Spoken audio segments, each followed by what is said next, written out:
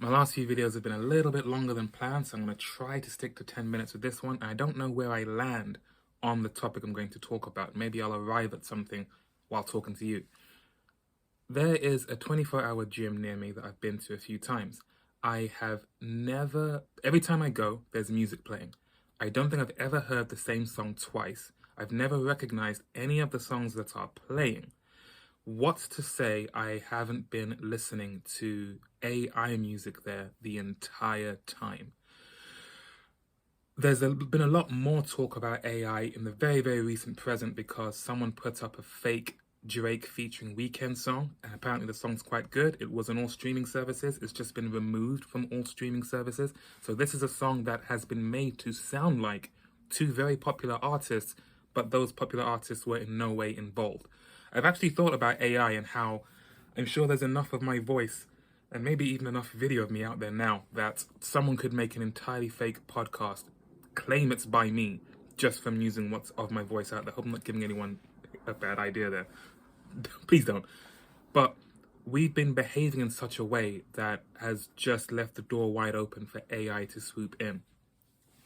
There's that saying that God made man in his image. It's almost like man, we have made AI, forgive my voice, in our image. Particularly when it comes to music, it often feels as though the most inconvenient parts of the music industry are the artists, or the most inconvenient parts are the artists. Hence why artists have been historically maltreated, treated badly by the industry.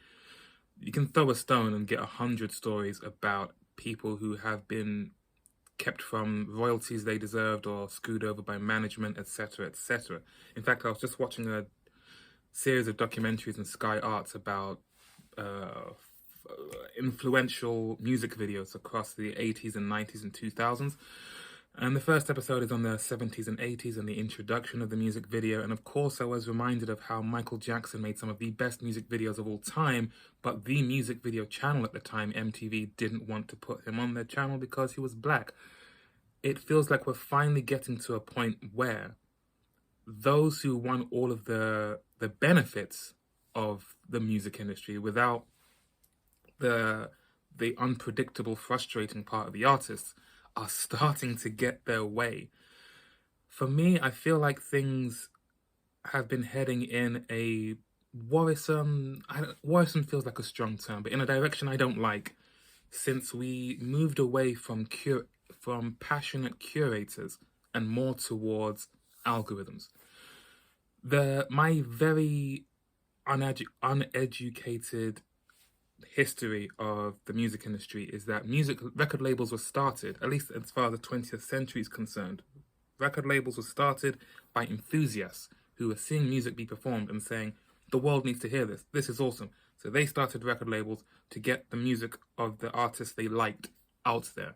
And along the way, people realized, oh, there's some serious money to be made in this. So those passionate enthusiasts who started things got bought out by people who just wanted to make as much money out of it as they could. That's why the number of major record labels has only shrunk more and more as they merge, because it's much more convenient. So instead of having 3 record labels, have one that encompasses all of that. But then with that come many, many casualties of artists who had whole A&R teams behind them, only to find that, oh, all the people we've been working with all this time are now gone from the company because there was a merger and their whole department got let go. And now you as an artist are just there. There are stories, don't quote me, go do the research. This channel has very much been just me spouting thoughts and ideas. It's not been like Middle 8 or Mike the Snare where someone has gone to the trouble of assembling all the notes and the quotes and the references and so on. This is just my stream of consciousness, just a train of thought that I'm following and trying to figure out while I talk to you. And speaking of train of thought, I've just lost mine. But so it started with music enthusiasts who got bought out by people who saw a great opportunity to make more money, often at the expense of artists.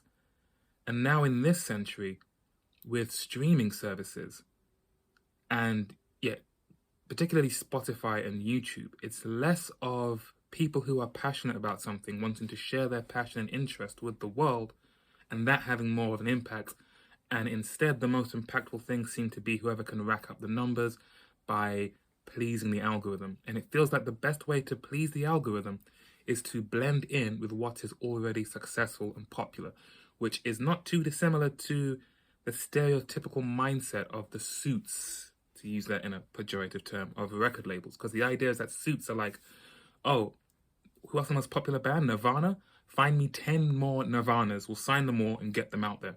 Or we'll sign them and shelve them to stop other record labels from signing them and competing with our cash cow, which is Nirvana.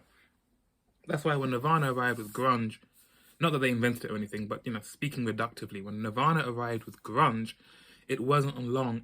When they arrived, it was, whoa, what? At least to, the people who weren't already tapped into that scene, to them it was, whoa, what is this? It was an awakening. It was a revelation, hence their popularity. But it was quickly followed by a deluge of artists who sounded in any way similar to them, because those artists who of their own right, in their own merit, had something going. But there was definitely some opportunistic elements there saying, oh, this thing is working. Find me anything that sounds even similar to that. Let's get it out there. It's also how we ended up with the term landfill indie in the UK. I think the turning point was the Arctic Monkeys. Around 2006, they released their debut album, massive acclaim, fastest selling debut album in the UK at the time. I think it might still be the case, I don't know. But quickly after that, we had a whole bunch of bands who sounded like watered down Arctic Monkeys.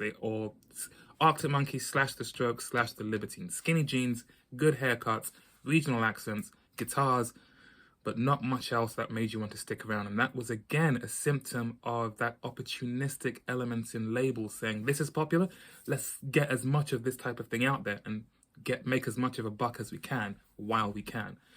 Now we're at the point where you don't even need record labels or management or suits to do that. You can just create a program that does it for you.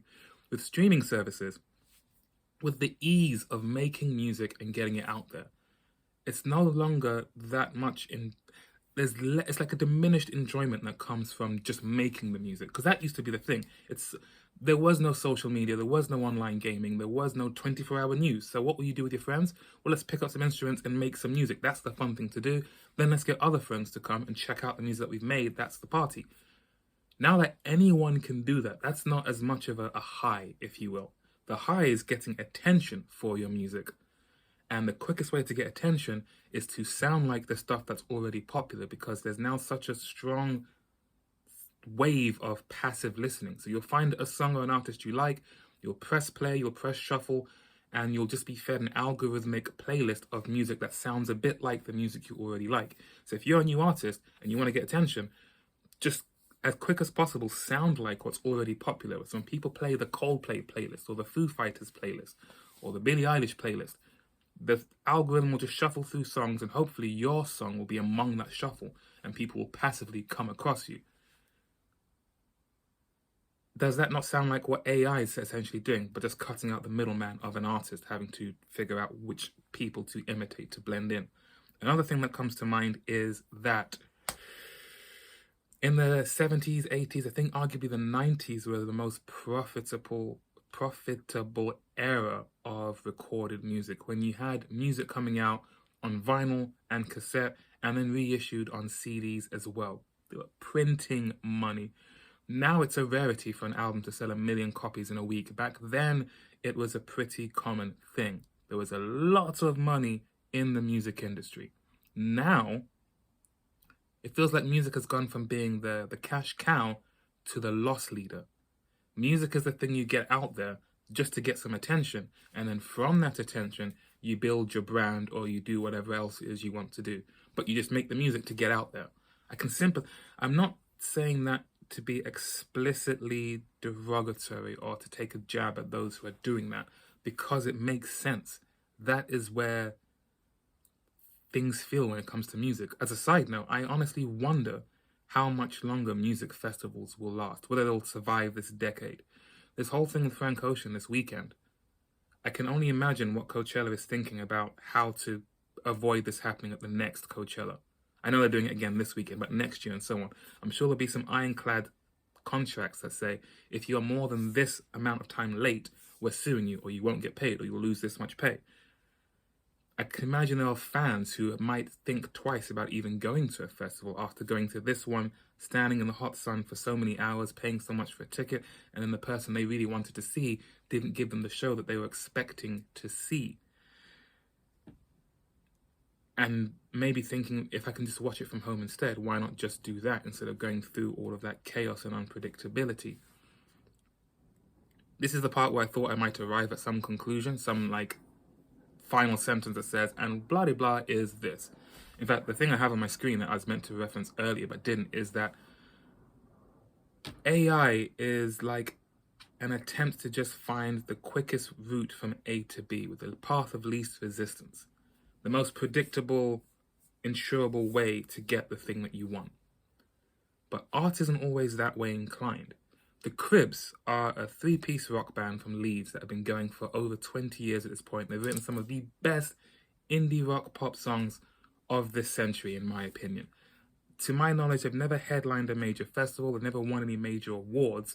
They are like the replacements from the 80s, just the perennial underdogs. They're great, but maybe someday they will, but at the moment, they just seem like they're your band's favorite band kind of thing. Meanwhile, Wet Leg were formed in 2019, released their debut single in 2021, released their debut album 2022, and earlier this year they won 2 Grammys. AI can't predict that and make that happen for you. That's art. There's no explicit formula for it. Part of why I'm doing this whole Saddest Night Out thing is to try and... Maybe I'm guilty of doing the whole music as a loss leader thing, because I do want to release music as well. I'm not actually sure what the relationship is between the music I want to make and all this stuff that I'm doing. But I'm trying to lean in the direction of curator rather than just algorithm, because here's the phrase I'll use to wrap this up, because it's getting a bit long again. It's not about... The magic isn't in preaching to the converted. The magic is in the converting. And the converting happens, culture happens, evolution happens, when you take 2 elements that we would never expect to meet and force them together and see what happens. And as long as we're all being drip-fed by algorithms, there's less and less chance of that happening. We're at a point where you could play me a song and tell me that's Shawn Mendes. I'd go, oh, okay. Oh, wait, it's Charlie. Then you say, oh, wait, it's Charlie Puth. Oh, okay. Then say, oh, wait, it's Justin Bieber. Oh, okay. Oh, wait, it's Harry Styles. Okay, I'd believe you, because there's not... to be too disparaging of those artists, but there's just that element of lack of edge, of blendability that feels like it's running rampant in pop culture right now. And AI just feels like the logical endpoint of that approach. But it is so valuable to be able to bring upon people something they would never expect and then see what happens. That's part of why I respect... I don't know if respect is the right word, but Frank Ocean's performance, for better or worse, it was something unexpected. For lack of anything else, it's something to talk about. It's just, I don't know, I just feel that type of chemical X element is missing. And AI feels like an attempt to forever scrub out any chance of that chemical X happening. I'm referencing chemical X from Powerpuff Girls, because the theme tune for Powerpuff Girls, or the opening sequence, is how the Powerpuff Girls are made. It was sugar, spice, everything nice, and then accidentally chemical X got poured in. Bam, Powerpuff Girls. Didn't expect to reference the Powerpuff Girls when I started this video, but hopefully you see where I'm coming from. That's what's missing. That's what AI can't provide, or maybe it can. Maybe we just need another algorithm. Once again, I don't have any words of wisdom to arrive at, but I will stop there before this gets too long. Yeah, AI. Maybe AI can make a better video of this and come up with a better ending. That's all for now. I'll catch you on the next one. See ya.